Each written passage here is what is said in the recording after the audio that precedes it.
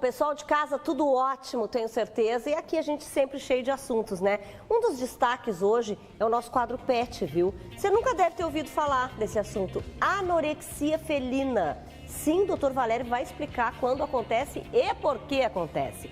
Mas é claro que a gente abre falando de um trabalho muito especial da Liliane, que na verdade fala de inclusão através de bonecas negras. Heróis, seres fantásticos, ícones das histórias em quadrinhos.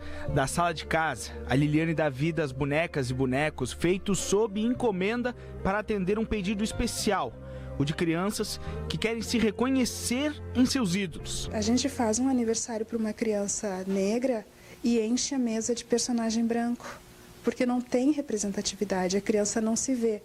E quando eu faço o Batman negro, quando eu faço um herói negro, a criança diz igual meu pai, igual meu irmão, igual a mim.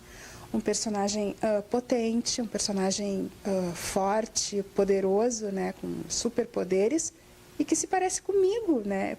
Eu posso ser assim. Cada modelo leva em média 2 horas para ser feito. Quando criança, a Liliane participou de um programa que ensinava diferentes ofícios para jovens. Ela aprendeu a costurar e a habilidade parecia estar lá, esperando uma chance de fazer a diferença na vida de muita gente. Começou pela da sobrinha, que após um caso de racismo na escola em que estudava, ganhou a primeira criação da Liliane. Uma forma de reforçar a autoestima da menina. Deu certo. Os pedidos se multiplicaram. Virou um negócio em tempo integral e vai ganhando clientes de todas as idades. Eu vou falar baixinho porque a Mariana acabou de acordar. Ela tá ali, ó, no colinho da mãe, aos 3 mesinhos, já começou a coleção de bonecas dela. A missão da mãe, a jornalista Andréa, não foi nada fácil. Se tu caminhar pelo shopping hoje e olhar as vitrines, tu não vê na vitrine. Aí tu vai entrar na loja e vai perguntar se tem. Ou se tiver muita sorte, tu vai achar um modelinho lá no canto, que é uma versão branca de uma boneca negra. Só tá pintado de preto, né? Digamos assim. Mas tu não vai achar uma boneca negra como é uma pessoa negra, com cabelo de boneca negra, de uma pessoa negra, que tu te sinta representado, né? E muito menos um herói negro, uma versão de um herói. Então, realmente é muito difícil. Nas prateleiras, a representação de personagens negros em gatinho. Nesta loja, encontramos Finn, um dos protagonistas da nova leva de filmes da saga Star Wars e heróis da Marvel, como o Falcão. Escassas opções entre centenas de brinquedos. Diante desse cenário, cresce para Andréa a importância de a filha encontrar representatividade enquanto se diverte. Porque a gente não teve essa opção, né? Na minha geração, a gente passou sem uma boneca negra, sem um herói negro, e a gente ficou com essa lacuna. Então, o fato de eu ter comprado essas bonecas é porque eu me identifiquei primeiramente. Então, eu acho que ela merece ter essa oportunidade também de já crescer num ambiente que a acolhe, né? Que ela se reconhece, que ela tem representatividade, que ela pode se ver, que é normal. Então, é mais ou menos isso. Jamais alguma coisa mais escurinha, um bonequinho mais pretinho, nada. Então, quando a minha filha adquiriu essas bonecas, eu fiquei maravilhada. Eu digo, puxa vida, a minha neta vai ter um referencial já dela, um ideal dela. Feliz com o resultado, a Liliane vai lançar um site para facilitar o acesso às bonecas. O trabalho só aumenta, a satisfação também. Hoje a gente sabe que a criança se reconhecer numa coisa bonita, né? Essa coisa é bonita e é como eu, se parece comigo. Então isso faz muito bem para a autoestima, né? Porque ela cresce como igual, como pertencente na sociedade que ela vive.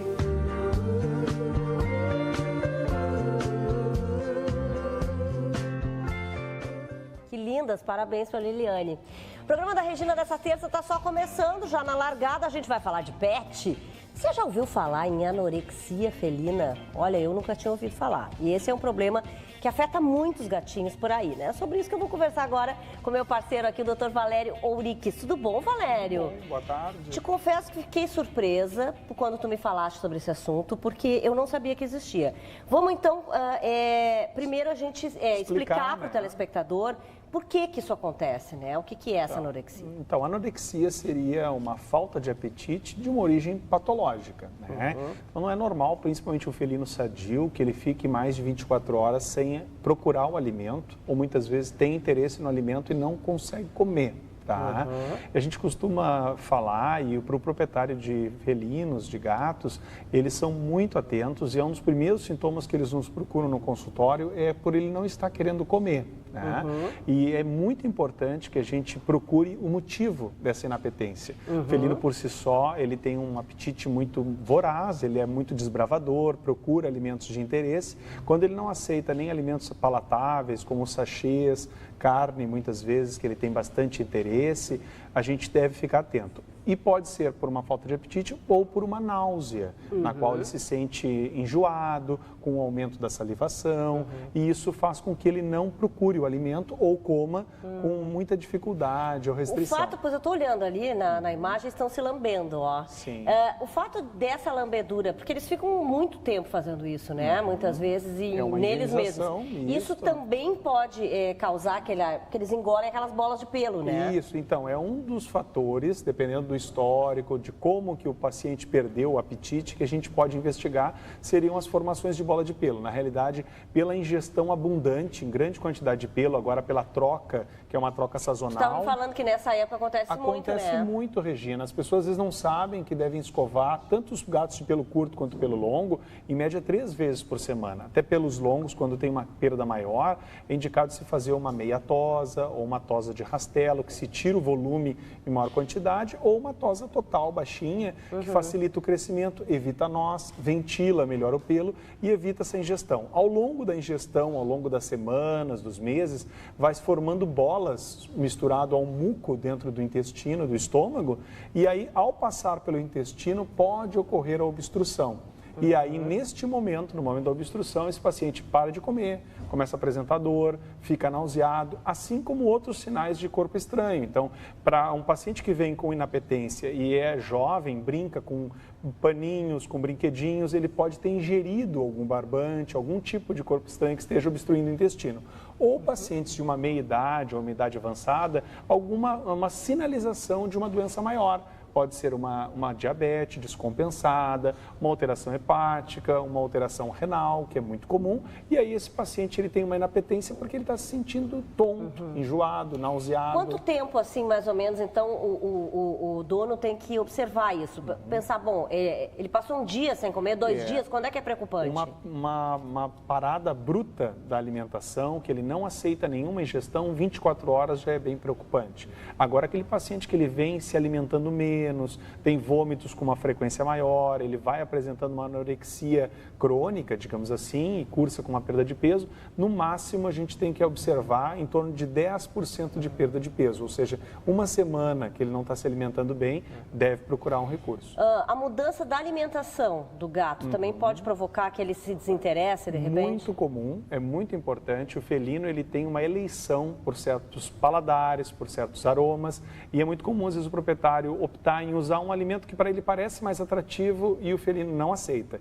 E ele faz greve de fome, no momento que ele fica 2, 3 dias sem se alimentar, o proprietário às vezes não nota, porque ele está participativo e brincando, ele desenvolve um quadro metabólico, porque ele começa a pegar energia de outras áreas do corpo, sintetiza essa energia no fígado e pode desenvolver algumas doenças metabólicas, como delas a lipidose hepática, que é um quadro que tem uma apresentação grave, que se não for tratado de uma forma imediata, pode ocorrer algumas complicações. O Claudinho, lá, nosso diretor de imagem, está perguntando se tem alguma raça que tenha maior tendência a ter esse tipo de anorexia. Não teria nenhuma raça de eleição para anorexia. A gente coloca como um quadro geral, como um paciente apresentar febre, tem pacientes que ficam mais abatidos, prostrados, o proprietário nota que ele está diferente, não quer comer. Quando a gente vai fazer uma avaliação clínica, nós observamos que ele está com febre, que ele está com uma respiração mais pesada, muitas vezes cursando com uma gripe, o que faz com que ele tenha uma dor de garganta e uma inapetência secundária, um quadro viral, né? Então, é um sintoma. A gente fala dos felinos, não existe anorexia, então, entre os cães? Existe também em cães, na realidade é um termo que é usado para cães e gatos. A importância é realmente dada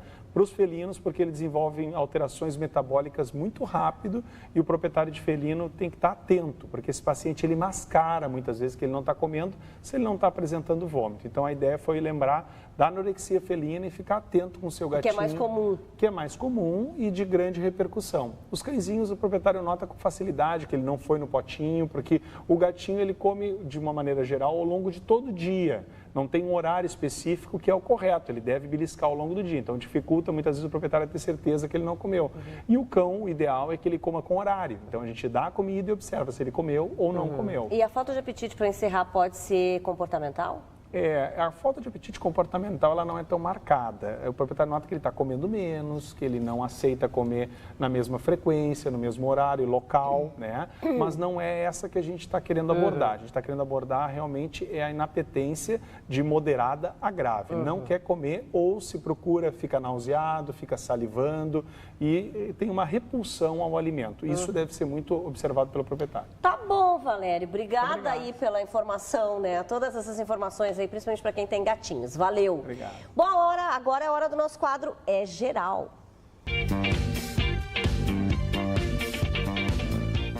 Beleza, pessoal? O É Geral de hoje vai estar mostrando para vocês uma das maiores rodas de samba do Brasil. Eu estou falando dos cariocas, Caju pra baixo. Curte aí.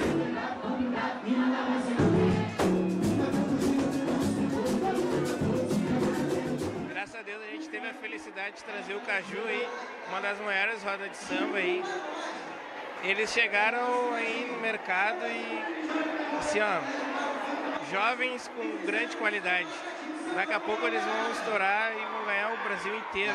A nova geração do samba e da produção, né? As duas coisas juntos, mandando qualidade, como sempre, aí, né, Rafael? Júnior Paixão fez um grande trabalho lá no Rio de Janeiro, né? Com o Caju pra baixo, né? Como é que foi esse trabalho com eles, Caju? Exatamente, Rafael. Primeiramente, boa noite a todos os telespectadores do É Geral.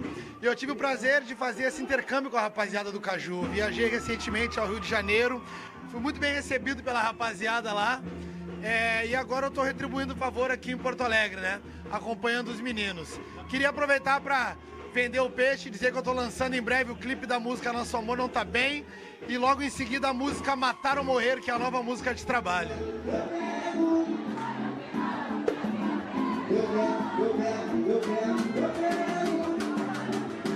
E pela primeira vez aqui no Rio Grande do Sul, Caju pra baixo.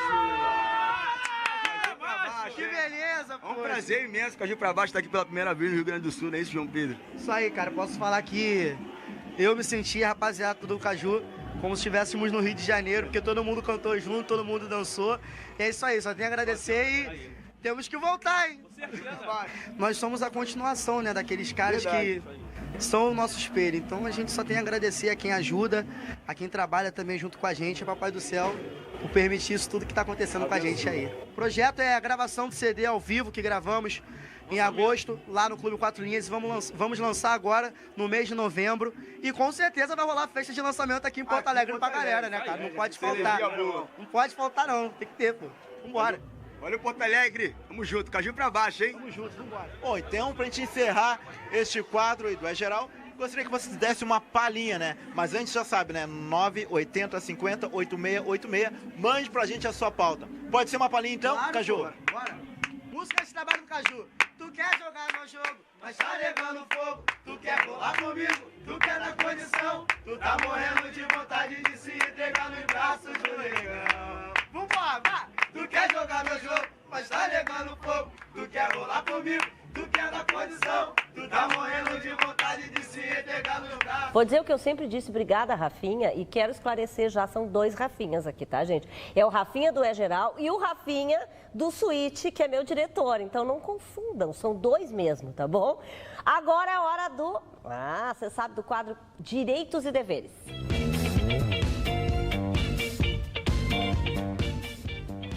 E, aliás, hoje está em outro dia, né? Você reparou aqui, está na terça-feira, porque quarta-feira a gente vai ter jogo, então não vai ter o programa da Regina, por isso hoje o Dr. Solano está aqui. E outubro é o mês do idoso, né? Sobre isso que a gente vai falar aqui no nosso quadro, por isso estou recebendo, além do Dr. Solano, assistente social Michele Clos. Tudo bem aos dois? Boa tarde. Boa tarde, Regina, a Michele. Boa tarde. É uma alegria estar aqui. Dia trocado na terça-feira. Mas o dia contigo sempre é bom aqui, Regina, não importa Coisa o dia. boa. E você falou bem na sua abertura, o mês de outubro é o mês do idoso. Exatamente. Né?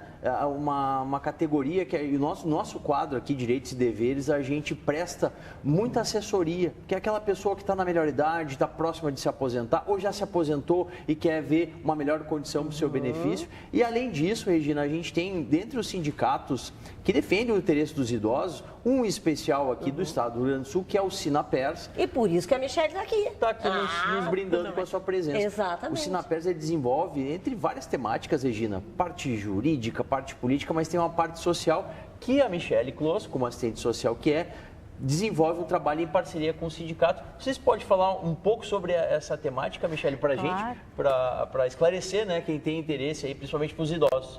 Não, o Sinapers, ele tem um trabalho muito bonito, né, que além de toda essa dimensão política, ele tem uma parte social. E aí ele estruturou nos últimos anos uma série de programas, né, mais cultura, qualidade de vida, mais feliz, com atividades aí que vai desde o Pilates, agora a gente está com inclusão digital, né, um projeto que foi financiado pelo Fundo Municipal do Idoso aqui de Porto Alegre. Então, assim, são uma série de ações para os associados acima de 60 anos, aposentados e pensionistas, e que realmente, assim, contribuem para a qualidade de vida da pessoa idosa. E isso é muito legal. E, inclusive, tem uma palestra, né, que eu estou sabendo, que é a vida depois dos 60. A vida além dos 60. Além dos 60. A ideia, na verdade, quando a gente pensou nessa programação, que faz parte aí do mês do idoso de Porto Alegre, é fazer um momento mais reflexivo, né? Bom, cheguei aos 60 e agora? Eu não tenho 60 ainda, né? Mas também não, mas eu acho que vai ser a mesma coisa, viu? Mas, na verdade, a ideia é poder pensar nesse além dos 60. Assim, o que eu quero da minha vida? O que eu faço? Qual é o meu planejamento? Qual é a minha vida mesmo, né? Porque existe muita vida. Se a gente for pensar. Sem dúvida. E a gente sempre comenta aqui, né, Solano, a questão da aposentadoria. Exato. Que a pessoa hoje já consegue pensar na aposentadoria também como um descanso, ela juntou grana, ela, né, apostou na Previdência, tudo isso, né? Exatamente, Regina. E um ponto importante do trabalho que a Michelle faz, desenvolve lá no Sinapers, é a preparação para o após-aposentado, né, Regina? E a Michelle traz esse trabalho, já falou aqui, inclusive aqui na Rádio Bandeirantes, sobre essa temática. A palestra também traz esse nuance, chega a aportar alternativas para quem se jubilou? Sim, porque, na verdade, assim, a gente pensa sempre numa reestruturação de carreira, né? Eu estava trabalhando, tinha uma vida, tinha um grupo, tinha um círculo de amigos e daqui a pouco eu vou rompendo com essas, né? E é uma série de perdas. E aí, por isso que a gente pensa, né? Bom, além dos 60, o que eu tenho? Eu tenho só ficar descansando, né? Vou comprar uma moto, vou morar na praia. A vida é mais que isso. Ou então vou abrir uma empresa, quem sabe, vou trabalhar por conta própria. Muitas pessoas seguem trabalhando, né? Se aposentam, garantem um benefício, mas seguem trabalhando porque o trabalho, ele nos estrutura, né? Então, é importante também ter essa alternativa. Ou remunerado ou não remunerado, porque o trabalho em si é essa ocupação que é importante para a vida. Pelo que tu observa para as pessoas, é importante isso, essa questão de trabalhar, de continuar trabalhando após os 60? É importante ter uma atividade. E aí, se é um trabalho remunerado, que dá um significado social, ou se é um trabalho voluntário, ou se é cuidar de alguma coisa, de um jardim, não importa. A questão é ter uma ocupação, né? O Rubem Alves, ele sempre... Eu sou professora, né? E o Rubem Alves sempre diz que as pessoas não têm que ser úteis, elas têm que ser felizes, né? Porque útil é vassoura, útil é papel higiênico. É verdade. Então, a gente tem que ser feliz. A ideia é isso, assim, é buscar a felicidade.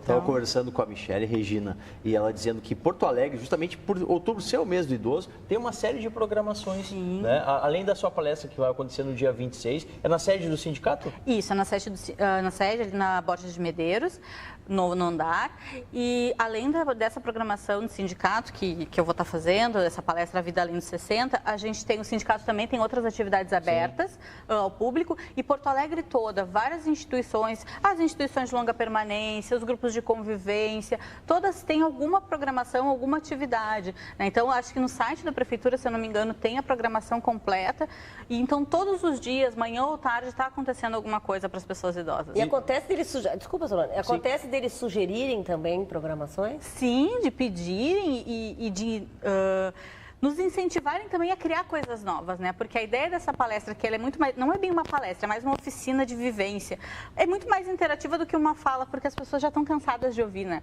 Passaram 60 anos ouvindo. Uma troca, né? Agora elas querem trocar, elas querem falar, elas querem viver, e é isso que a gente propõe aí no sindicato. E no próprio site do Sinapers, sinapers.org.br, você confere a programação toda do mês do idoso, dentre elas a palestra da Michele Close.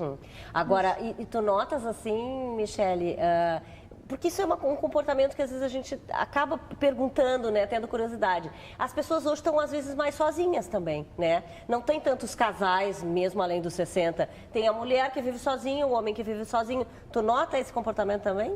Na verdade, a velhice, ela é quase um fenômeno feminino, né? As mulheres vivem mais. A gente sempre brinca que, infelizmente, tu vai morrer antes, né? É verdade, é verdade. Infelizmente, a gente vai... em minoria. Essa notícia... Hoje tá. Essa notícia tem que te dar. E tu não precisava ouvir hoje, né? Ainda na terça, que nem outro dia. Mas, enfim, assim, existe, sim, essa... Mas, na medida em que as pessoas ficam mais sozinhas, sem casamento, separadas, elas também... encontram mais amigos, encontram outras formas de rede de suporte. E isso também a gente tem que prestar atenção, porque às vezes não está casado, mas tem o vizinho, tem um amigo, tem um voluntário que vai numa instituição, sempre tem alguém. E é importante valorizar essas pessoas. Agora, e isso, Solano, na verdade, tem essa questão da aposentadoria, que é muito importante, da informação, que é o que a gente falou. Exato. Porque daqui a pouco, assim, a pessoa diz assim, bom, eu vou me aposentar, mas eu não sei quando, não sei como, né? Eu não sei de que jeito. A programação, que é o que você está falando, ela é essencial, né? Essencial porque, na verdade, quando você consegue fazer uma programação a longo prazo, poder organizar a sua vida financeira, saber, olha, daqui a 1, 2 anos vou conseguir ter o benefício, pronto. Aí você, dessa forma, consegue organizar a sua vida no geral. Mas o problema é a gente saber isso agora, nesse momento, né? Porque daí a gente sempre vem com... Não, mas depois, se houver a reforma... E você toca num ponto fundamental, Regina. Aqui a gente está do lado da Michele, que tem parceria com o sindicato, que é dos servidores públicos. E uma das categorias, a gente nem abordou ainda no nosso quadro de Direitos e Deveres aqui, essa categoria, iremos fazê-lo nos próximos programas, mas Regina, uma das categorias que as regras vão ficar mais gravosas, cada vez vai ficar mais difícil e mais longe a aposentadoria e mais o valor que hoje, quando o servidor se aposenta, ele já sabe, já tem uma estimativa. Para o futuro, isso vai ser totalmente inviável de se fazer um prognóstico. Então, sim, essas modificações, elas acabam alterando o dia a dia das pessoas de forma frontal. O sindicato, no ano passado, ele desenvolveu um projeto, na verdade, que é a preparação para a aposentadoria, e fez uma pesquisa com servidores. Então, fez pesquisa com servidores da Brigada, com o pessoal do IP, para tentar entender como era esse processo de aposentadoria, porque a gente sabe que, até com os professores, a gente também tentou fazer uma inserção, que é uma categoria que se aposenta, mas segue trabalhando, e a ideia é poder pensar esse momento. Então, se eu vou sair da ativa, o que eu vou continuar fazendo? E aí, no site do Sinapers também tem um material, uma cartilha sobre preparação para aposentadoria, que é para ajudar a pensar sobre isso. Bom, obrigada, Michele, aqui, né, Solano, quarta-feira daí, na próxima, Na né? próxima quarta Mas a gente tu também volta. te encontra com o povo lá na Boca do Trombone, Boca no Trombone aos domingos. Já que a gente falou de servidores estaduais, lembrar o nosso parceiro, a Copsergs, né? Claro. A Cooperativa dos Servidores Públicos. Você que está precisando aí de dinheiro no bolso, se programando para o final do ano, né? Todo mundo tem despesas, né? Acesse o portal lá da Copsergs, copsergs.com.br ou ligue lá para a cooperativa pelo 3225-5540. Obrigado, Regina. Obrigada, Solano. Obrigada, Michele. A gente vai para um rápido intervalo e volta já com mais programa da Regina. Todo mundo sabe que outubro é o mês da conscientização, né? Um mês todo cor-de-rosa para lembrar de um problema que afeta muitas mulheres, mas que tem cura, o câncer de mama, né? Para falar mais sobre isso, estou recebendo aqui no estúdio o chefe do setor de mastologia da Santa Casa, o Dr. Rogério Grossman. Tudo bom, doutor Rogério? Tudo bem, Regina. Seja muito bem-vindo. Obrigado pelo espaço. Esse assunto a gente sempre tem que dar espaço, né? É bem isso. Sim. Estávamos aqui falando, inclusive, de números, né? Que o câncer de mama seria o segundo mais comum entre as mulheres no mundo e no Brasil. Confere Perfeito, isso? confere. Quer dizer, é muito grave. Ou seja, as pessoas têm que começar a fazer a prevenção, né? Que aliás, vamos lembrar direitinho. É todo ano, a partir dos 40, dos 50 tem que ser mais. Como é que funciona isso? Bom, primeiro eu acho que é importante, boa tarde a todos, assim, a leitura que Outubro Rosa, na realidade, seria todo dia rosa, todo momento rosa. Os cuidados da mama, como os cuidados em geral da pessoa, devem ser continuados. Esse é só um pequeno alerta no mês, durante todo o ano, dos cuidados da importância em relação às doenças da mama. Colocasse muito bem isso aí, é um número que cresce à medida que a gente vai envelhecendo. O câncer de mama tem relação com a expectativa de vida. Se a gente reportar a América do Norte, principalmente o Canadá e os Estados Unidos, 1 em cada 8, 1 em cada 7, 1 em cada 9 mulheres vão ter câncer de mama. Por quê? Porque a longevidade deles é muito elevada. E a nossa está indo nesse ritmo. A nossa está indo nesse caminho. Então, em curto espaço de tempo, a gente vai ter um aumento considerável no número de novos casos de câncer de mama. E é exatamente isso. São em torno de 50, quase 58 mil novos casos no Brasil. E desses 10% ocorrem aqui no nosso estado. Eu vi aqui alguns fatores de risco que até eu ainda não tinha ouvido falar, para dizer bem a verdade, que é a questão da menstruação precoce e também da última menstruação ser depois dos 55 anos. Isso também são fatores de risco, eu não sabia. O que acontece, sim, o que a gente tem notado, pelo menos nos últimos 50 anos, uma modificação endocrinológica, principalmente das mulheres ocidentais, em detrimento às situações que ocorrem nos países orientais. As mulheres começam a menstruar mais precocemente, 11 anos e meio, e fazem a menopausa mais tardiamente. Isso tem um impacto também, a gente chama de impacto endocrinológico, no risco aumentado de câncer de mama. As asiáticas se protegem de uma certa forma, questões alimentares, a própria raça em si, de iniciar a menstruação mais tardiamente e entrar na menopausa mais precocemente. Então, é uma proteção geográfica, vamos botar assim. Mas está correto, o fator endocrinológico aumenta, sim, o fator de risco, aumenta a chance de risco de câncer de mama. Tem fator familiar também? Sim. A gente teve há alguns anos atrás a coqueluche da Angelina Jolie, que é um comentário sobre a genética. E a gente tem esse número básico inicial de 10%. Então, a genética ela é presente, mas não é tão presente como a gente possa imaginar, é apenas 1 em cada 10 casos. O que a gente está, e isso é tecnologia, avanço, né? Isso a gente tem dentro da instituição Santa Casa e outros hospitais como o Presidente Vargas, que a gente também trabalha, uma modernização e uma modernização do conhecimento e da evolução disso. A gente acha que a genética tem um fator maior. Quer dizer, o que a Angelina Jolie fez, de certa forma, foi uma prevenção, claro, foi muito discutido, foi muito polêmico, mas a gente pode fazer esse mesmo exame que ela fez aqui? O que tem sugerido a princípio? Né? Identificar historicamente o fator de risco para câncer de mama. Principalmente quando os familiares, mãe, irmã, avó, tiveram câncer de mama em idade precoce.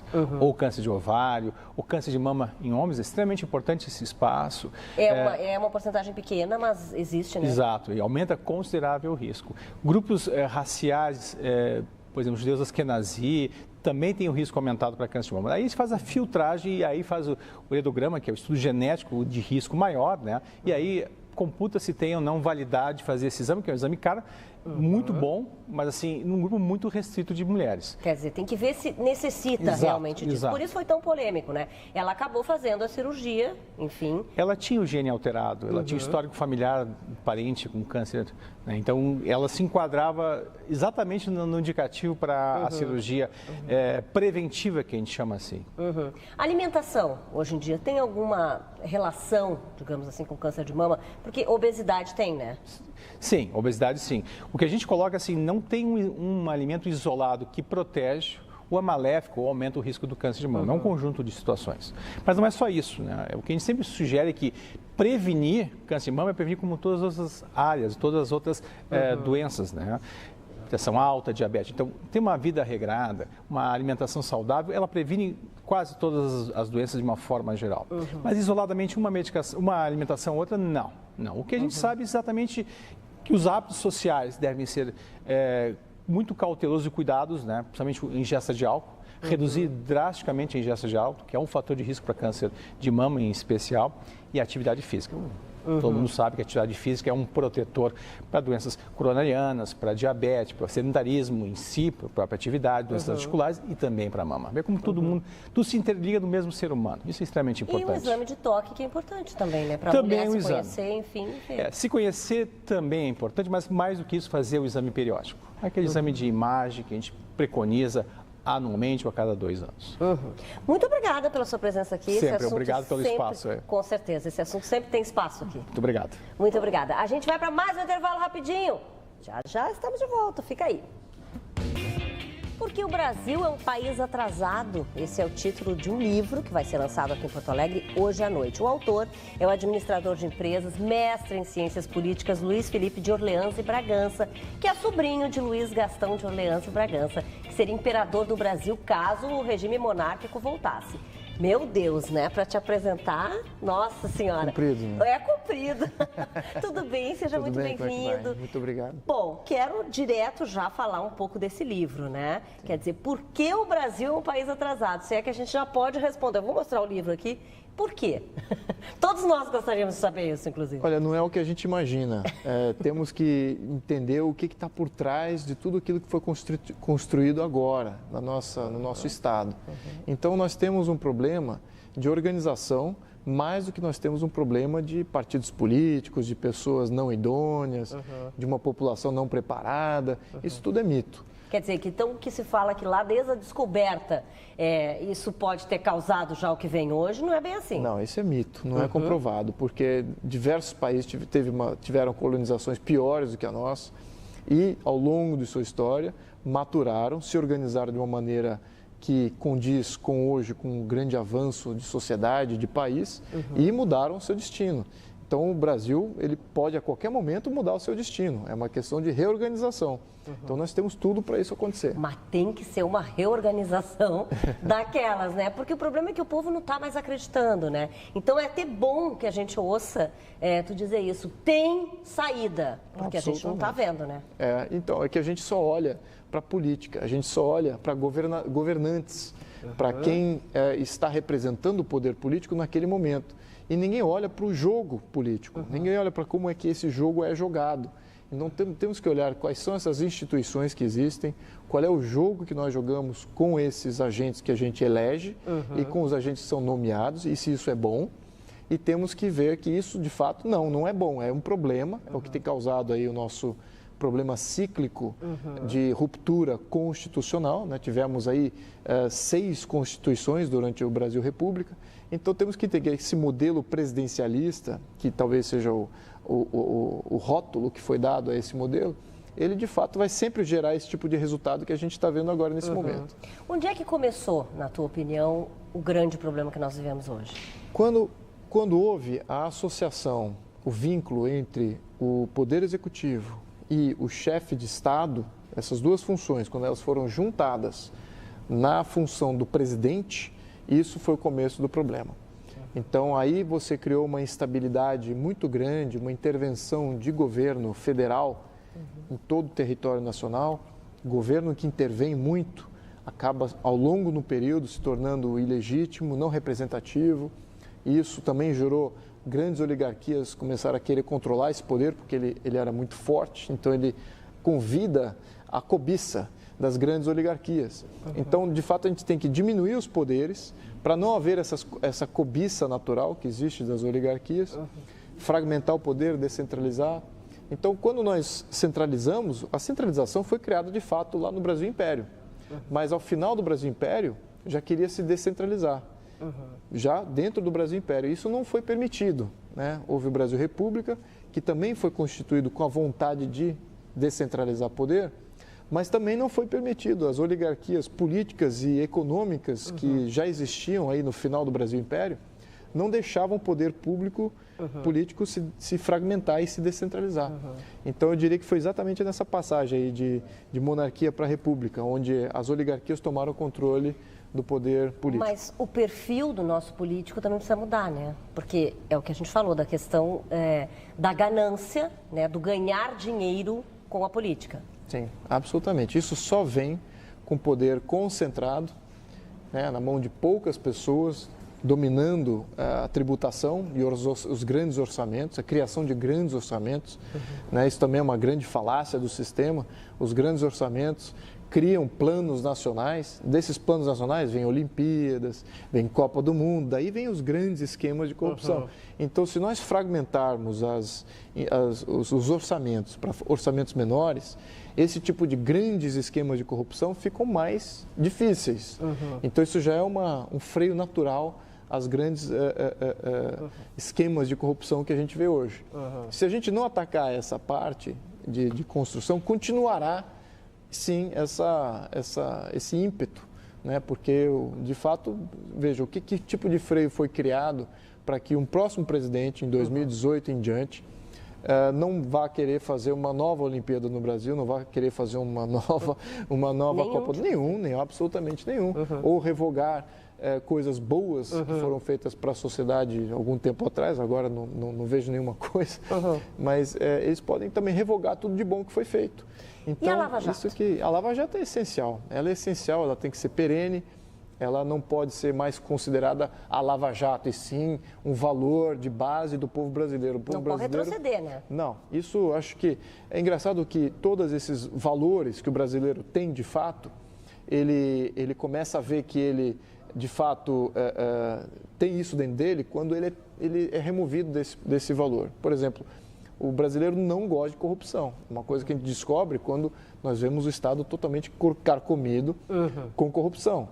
Há um tempo atrás, nós descobrimos que nós não gostamos de inflação. Quando que nós percebemos isso? Quando vemos que todo o sistema econômico estava carcomido com inflação. Então a gente deixa acontecer. A gente deixa acontecer e chega num ponto de derrogar, a gente vê que isso é um valor de base, que a gente não pode mais conviver com isso. Bom, vamos convidar então para o lançamento desse livro hoje, 7 da noite, na Livraria Cultura do Bourbon Country. Gente, esse papo aqui a gente faria por horas, né? Com certeza ele vai atender lá quem quiser conversar sobre isso, né? Muito obrigada, Luiz Felipe, pela tua presença aqui. Muito obrigado. Vou direto aqui, não falamos em pizza, graças a Deus, e a Betina não trouxe pizza hoje, que aí sim, né, Betina? Que tudo acaba em pizza, tudo acaba em quiche. Pois é. Não, a gente quer acreditar lá com ele que não vai mais acabar em pizza, não, né? Que vai acabar, que a Lava Jato vai terminar em quiche. Quiche de grão de bico? Quiche de grão de bico. A massa é um grão de bico, Regina. Menina, que lindo que fica, né? Fica lindo, fica saudável e muito saboroso. Mas como é que faz essa massa de grão de bico? É mais simples do que fazer uma massa de quiche. Você pega o grão de bico já cozido, porque hoje em dia você acha em qualquer lugar, no supermercado, aqueles grão de bico cozido. Tu amassa ele, põe um pouquinho de azeite e água e bota na forma. Tá pronto. Quer dizer, a massa tá pronta. A base da... Sabe o que eu gosto? Eu gosto que ela fala assim, tá pronto. Tá pronto. Isso. Sim, porque eu, por exemplo, não sou ela, né? Gente, nem você sai de casa. Mas, gente, então... a gente vai fazer a Regina fazer uma quiche de grão de bico. Gente, e aí... E o recheio, Regina, eu coloquei alho poró. Então, o recheio... Adoro o alho poró. Eu também, adoro. Eu acho que super combina o grão de bico com alho poró. Super e aparece aqui, né? Direitinho o alho poró. Não sei se dá pra ver aqui no meio. Tem os verdinhos aqui. Que o Thiago nos abandonou, ele não vem mais aqui. Ele não gosta mais da gente, né? Mas tudo bem, ele não Porque a gente não deixa ele roubar, né? Aí ele fica nervoso, mas tá nos mostrando bem lá a quiche, recheio... É a quiche, né, na verdade. É a quiche, tá? No Brasil é a quiche. E o recheio, se eu quiser, eu posso fazer outro recheio? Diversifica. Tu pode fazer de cogumelo, pode fazer de presunto e queijo, pode fazer apenas de queijo, pode fazer com bacon no meio, aquelas... Aí fica mais gordo, né? Mas a gente tá falando de um negócio mais saudável. Gente, eu nunca trago um negócio tão saudável. É verdade. Eu trouxe um negócio sem glúten. Hoje, quando ela falou, eu falei, gente, não tô acreditando que a Betina tá trazendo um prato tão fit. Assim. O recheio é apenas grão de bico, ovo e creme de leite. Se você, por exemplo... tem um queijinho ralado também, um parmesão, tá? Se você não quer, é muito gordo. Nós falamos mal do Thiago, ele está se dirigindo a quiche. Ai, gente, o problema vai ser esse, ele vai querer botar a mãozinha. Tu não vem, Thiago, não vem que não tem pra ti, já tô te avisando. Eu acho que eu vou deixar. Isso aqui é pimenta, o que é isso aqui vermelhinho? É uma pimenta rosa, eu amo pimenta, gente, desculpa, não sei quem gosta, mas eu também gosto. Mas que eu não gosto que fique muito forte só, mas ela não é, ela é super suave, ela é crocante. Tira essa mão daí. É difícil, sabe? É complicado. É complicado. Tá, e essa quiche dá pra quantas pessoas? Com certeza umas 8 pessoas. Com certeza umas 8 pessoas. Comem bem, tu acha? Comem bem umas 8 pessoas. Porque às vezes a pessoa tem aquela preocupação assim, ó. É um jantar, por exemplo, vem mais homens, os homens comem mais, Regina, aquela coisa toda. Isso aqui com uma entradinha, com uma saladinha, fica muito legal. Fica bonito, fica chique, fica leve. Mas é melhor mais pra entrada, então. Eu acho que uma entradinha fica mais legal. Mas dá pra comer como um prato principal. A gente pode... Tem formas, assim, um pouquinho menor do que esse prato, que dá pra fazer como um prato principal. Mas eu acho que casa super bem com uma saladinha do lado. Preços, assim, em média, pro povo fazer uma quiche dessa em casa. Tu me pega, né? Te pego. Nossa, gente, ela me pega. Te pego. Eu acho que mais ou menos, tá? Pode ser que seja um pouco pra mais até. Uns R$12 pra fazer em casa. Muito barato. É porque essa quiche aqui é uma xícara de grão de bico. Você compra o grão de bico inteiro, você vai usar uma xícara. Rende pra caramba. E quanto tempo de forno, Betina? 15 minutos. 15 minutinhos. E outra, hein, que é super legal. Você assa a quiche com o recheio junto. Você não assa a massa primeiro, tira do forno, depois você bota o recheio. Ah, porque tem, né? Tem, né? Porque às vezes a massa sobe, dependendo quando você usa farinha de trigo e você não põe o peso em cima, você tem que... Ai, olha eu, né? Você não bota a massa por cima. Sabe o que atrapalhou ela? Sabe o que atrapalhou ela? Não, é a receita muito fit, ela não tá acostumada. Atrapalhou tranquilamente ela. Tiago, vem aqui que eu vou te falar uma coisa. Vem aqui, mostra aqui Lá que eu vou vem te falar ela. uma coisa. Não, para um pouquinho, eu vou fazer pra ele. Mostra aqui, Kish. Ó, pra ti. Ai, Só tenho isso pra te dizer, tá bom? Pobrezinho Eu do agora Thiaguinho. vou fazer o seguinte, eu vou encerrando o programa. Ai, a Mirka que falou assim pra mim, ó, que era pra encerrar. Eu já tava até pensando em comer. Pode E comer, eu eu deixo vou você comer. experimentar. Para que eu vou experimentar. Não, Regina, a Mirka é a que mais quer comer essa quiche. A Mirka é a pessoa que mais come. O Marcão também. É? Mas aí o Rafael tava dizendo, meu diretor, que hoje o Marcão não vai se interessar pela quiche porque é muito fit. Saudável, né? Vou lá, tá? Vamos ver. E você sente o sabor do grão de bico. E da pimenta também. É, porque a pimenta a gente colocou em cima. Mas, gente, se vocês não quiserem botar pimenta, não precisa. O Rafa falou que eu podia comer. Agora ele quer que ele encerre o programa rápido. O programa de hoje fica por aqui, tá bom? Eu fico comendo, você fica aí na sua casa, vai fazer a quiche. Tá? Quinta-feira, que tem programa, porque amanhã não tem não, tá? A gente transmite o jogo de Brasil e Honduras pelas oitavas de final da Copa do Mundo FIFA Sub-17. Até quinta. Beijo. Tchau, gente. Ó. Tchau.